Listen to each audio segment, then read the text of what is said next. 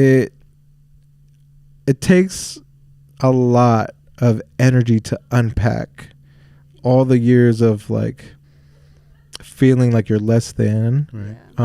Feeling like you don't belong. And so I also, another piece of advice would be like to connect with community. Yeah. Whether you start off as like connecting with an organization, or if it's just like a friend or somebody, like I think not being alone is pretty important. Yeah. What's up, everybody? How you guys doing? This is Ebu, and we're back on another episode of Runner on the Air. I got my co-host Penny with me right there. Hello. And we got a very special guest. This is our October highlight guest of the month. We are in October, so we're celebrating it with Dr. Jeremiah Sataraka. This is a month of pride and awareness, and we're here to celebrate the LGBTQ plus community right here. So feel free to share a bit about yourself. Yeah, so my name is Jeremiah Sataraka. I teach here at CSUB in ethnic studies. When I first got hired, I was a full-time lecturer for 2 years, but that was like around 2021. So classes were still online. And then after that, I transitioned into a tenure track role. So this is the third year of being an assistant professor. That's a great accomplishment, by the way. Yeah, thanks. I mean, props. yeah, it's really thankful to the government for thinking that ethnic studies is worth investing into, so that's not like I got a job, a couple of my colleagues, that's how we have a job here. We all love teaching ethnic studies and the intersections of like race, ethnicity, but also sexuality, immigration status, all the things. But let's see, I got my PhD in cultural studies and social thought and education from Washington State University. And that's where I'm from. So born and raised in the Seattle, Washington area, specifically a city called Tacoma, Tacoma, Washington. So that's where my family still lives. And let's see, I think one of the reasons why I was able to finish my dissertation, it took me 6 years, and I finished around the time like COVID started in the States. But my dissertation research was on like conceptualizing a new theoretical framework called ocean critical race theory. Okay. So it's building off of like Pacific studies, but also critical race theory. Okay. And what I did was ground the new theory, emergent theory, in the lived experiences of queer and trans Pacific Islanders. Right. So we also call them cutie pies, or call ourselves cutie pies. Okay. Like QTPI, but also cutie pie. Like that. That's cool. And so I feel like that was the reason why I was able to finish, was through the community that I grew up around. So I'm really grateful for awesome. the cutie pies. Yeah. Dissertations, they do take a while. You said it took you 6 years. Wow. During that time, how did that impact you personally? Did it change your perspective on things? Did it add to it? Yeah, it was a great experience for me. I mean, it changed the trajectory of my life, because when I got into grad school, I thought I wanted to do more student life side of higher ed. I had spent 2 years being a residence hall director at another institution before, and the work I was doing there was with like they called them cultural diversity advocates, and there's like an intercultural student center. So that's kind of the thought of in terms of like what I wanted to do with my degree. But like taking classes, I was introduced to new theorists, and a lot of some of those being like Pacific Islander theorists. Like Haunani K. Trask, a Hawaiian woman. Never read anything by a Pacific Islander author or a book. So being introduced to folks like that was really powerful for me. Right. And actually, I should probably say like one of the reasons why is because my background is Pacific Islander. Right. So yeah. Well, so yeah, my dad is from American Samoa. So nice. Born and raised there. And my mom is from South Korea. And I get, I was told two different versions of the story. Like my mom says, well, she was born and raised in Korea. My dad was in the military. And so my mom says that she was invited to a military ball by her friend, and that's where she met my dad. But my dad says like they met at a club.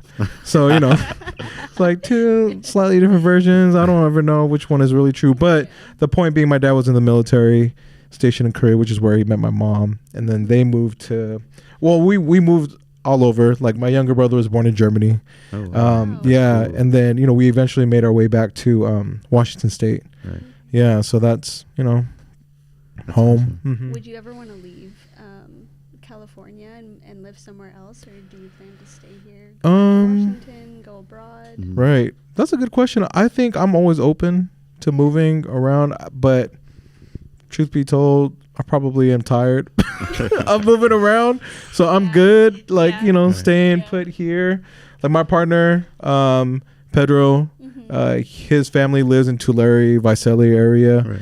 Yeah. And so, you know, it just makes sense that Yeah. we're around here, and I don't Right. think he wants to leave. Have you gotten the Yeah. chance to visit like the American Samoa or? Oh yeah. Well, it's been a long time. So when I was younger, I might have been like 5.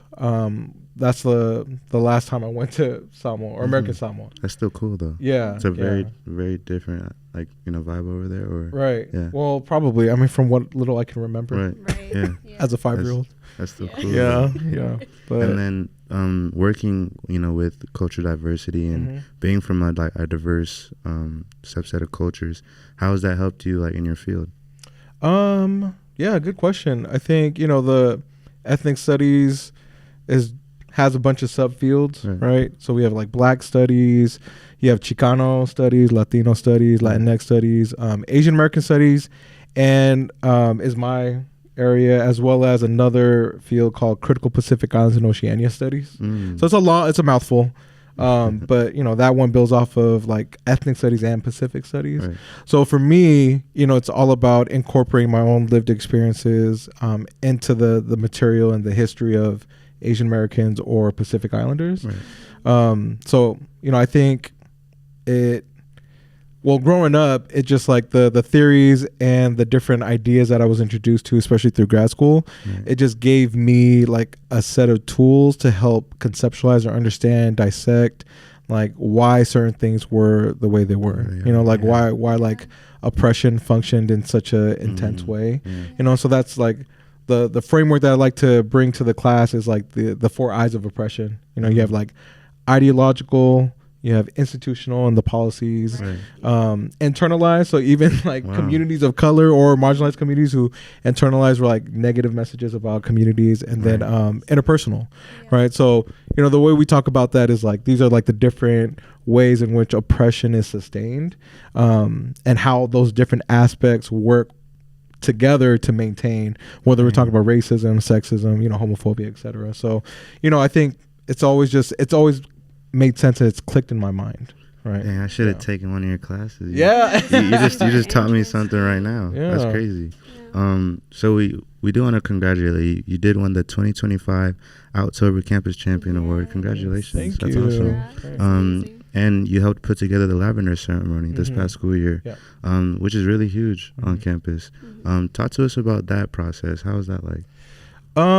Well, I got to give a shout out to the previous co-chairs of the LGBTQ Pride group. So Dr. Bree Evans Santiago, who's not here anymore, but she's now the dean, I think, of the College of Education at Long Beach, CSU Long Beach. Nice. And then Chris Grappendorf, who is still here. Oh, Yeah. I love her. Oh, yeah. So, you know, those two, the OGs of the group, and they helped establish Lavender Grad, right? So Nice. I think for me, when I came in, it was just building off of like an established ceremony to honor, you know, our LGBTQ students.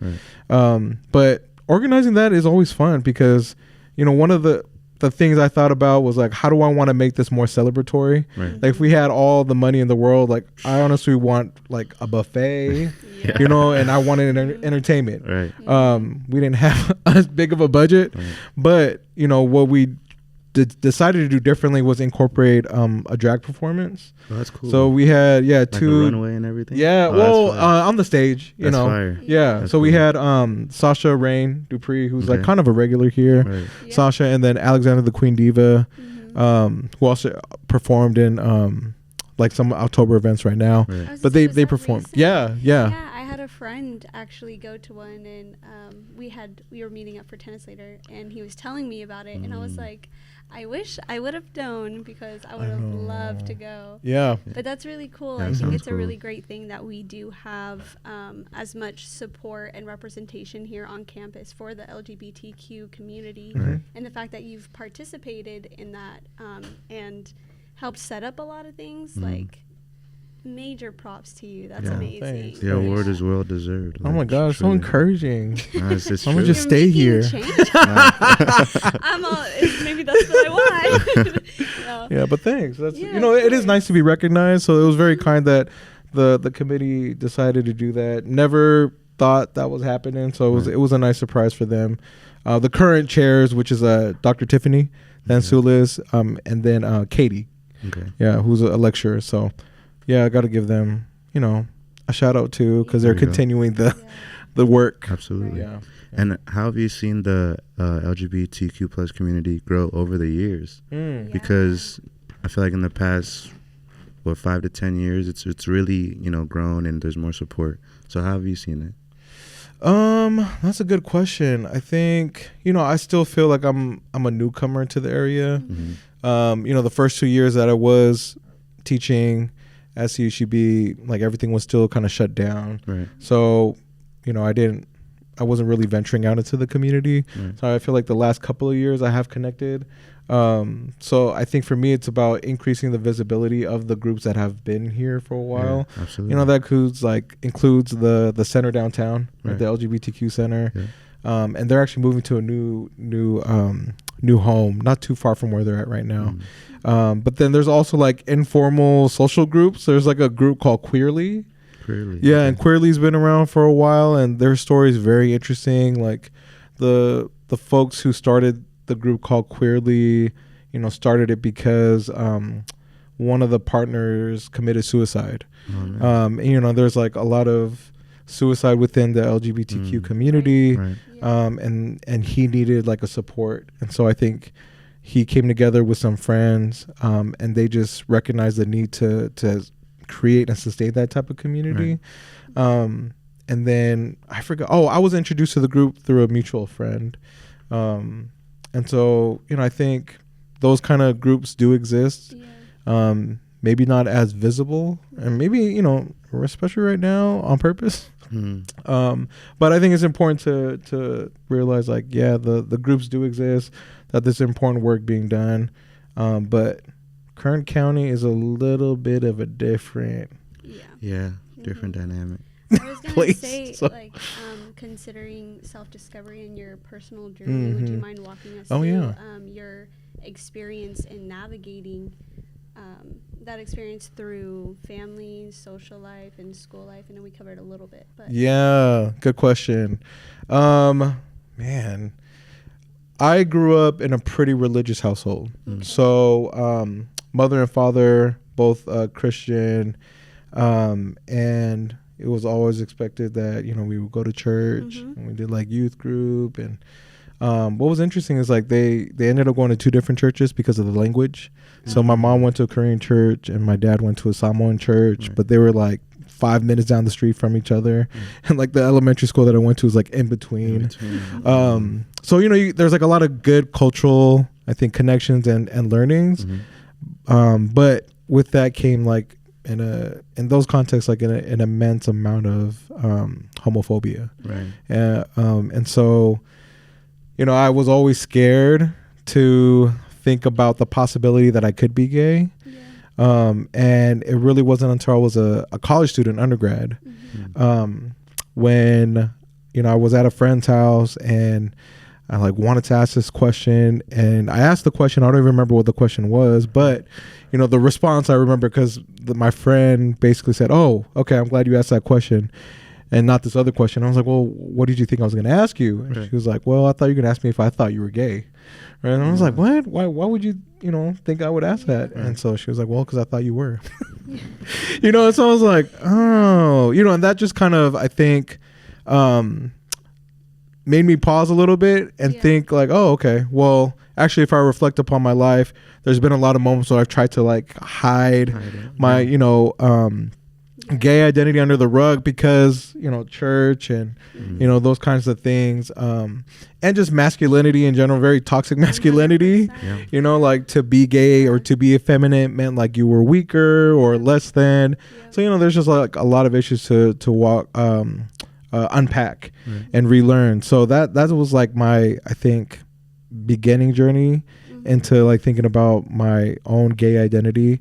And it wasn't until I like moved to Chicago, and I was working completely outside of my comfort zone of Washington, that I had more of a chance to like connect with other LGBTQ folks, because I didn't feel as much pressure in like I was at home, right? Because I knew a lot of people, and it just felt like I couldn't, be myself, right. I definitely relate on numerous aspects on the things that you've covered.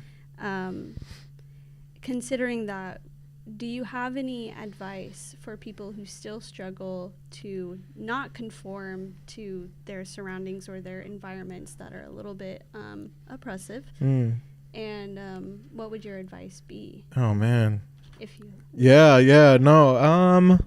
Thank you for sharing, by the way. Of course. Really powerful advice. I think you take it at your own pace. I think sometimes people feel like there's a need to rush, right, to declare whatever your identity may be, right, whether it's like trans or gay or lesbian or bi, whatever it may be. And I think everybody has their own context and situation that they're in, that may prevent them from coming out, and that may come into conflict with like how they see other people like living their full selves in public. But I would say they're try to minimize like how much pressure you put on yourself, but at the same time I would also be like, push yourself a little bit, because it takes a lot of energy to unpack all the years of like feeling like you're less than, feeling like you don't belong. And so I also, another piece of advice would be like to connect with community. Whether you start off as like connecting with an organization, or if it's just like a friend or somebody, like I think not being alone is pretty important. So like, to start building that community. Because like you said earlier, that visibility is like really, important, because you see someone else doing something, you're like, oh, I could do that too. If like you can find comfort in that. Right. You're feeling like motivation, inspired a little bit. Comfort. How do you see the community growing like in the next 5 to 10 years? How do I see the community growing? I don't know. That's a good question. I think it feels really extremely difficult right now because of the administration, right? And then hearing things that like what's happening locally, like the Kern County Board of Supervisors, decided to issue or pass a policy that would limit trans students' ability to participate in the sport that aligns with their gender, right? So I feel like there's a lot of it feels like an uphill battle right now. But I think at the same time, there's always like opportunities to still celebrate who we are as a community, celebrate those identities. Like I'm really grateful for CSUB in October. Like I'm looking at, not this side, but on the other side, as I'm walking over here, I see the pride flag, right, just waving in the air, and like, I think I got one right there. Too, on the right so there. I think like those kinds of like symbolic expressions can be also very powerful. So for me, I feel like CSUB is a great place to like help sustain this inclusive environment for students, and also for staff and faculty and just community members in general. So I don't know exactly what it's going to look like in the next couple of years, but I hope it continues to grow and expand. I do remember, I think it was at the beginning of this semester, where clubs stand out, and there was a bunch of different flags that encompass the LGBTQ community. Do you know if there is an official club here on campus, and if so, Do you know when they meet or where they meet so people can start coming to support? Yeah, there is a club. There's a student club. It's called the Student Network. Okay. I think it's called the LGBTQ Student Network. Okay. Let's see. Ana Reyes is the president. I think so. I'm not 100% sure, so I didn't want to like say anything and then be wrong. Oh yeah, no, because Ana was the MC at October. Okay. So I don't know what time they meet. That's a good Okay. question, but this is definitely something worth looking we up can to. We'll have we to can find figure that it out. Or out looking into. and we Plug it in. could add it. Yeah. So I know, that club exists, and I think that's the only one. There might be others, but Right. that's the only one I'm familiar with. Yeah. Mhm. Right. Cool. Dr. Sataraka, thank you for joining us. This has been a great episode. Yes. Before we wrap this up, though, I know you gave some advice for people, who might be struggling with their kind of, I guess, confidence to, share their sexual identity. But do you have any advice just for people in general who are maybe like scared to be themselves or struggle in that department? Any advice for people who are just struggling? Just maybe their- not, confident being themselves and authenticity.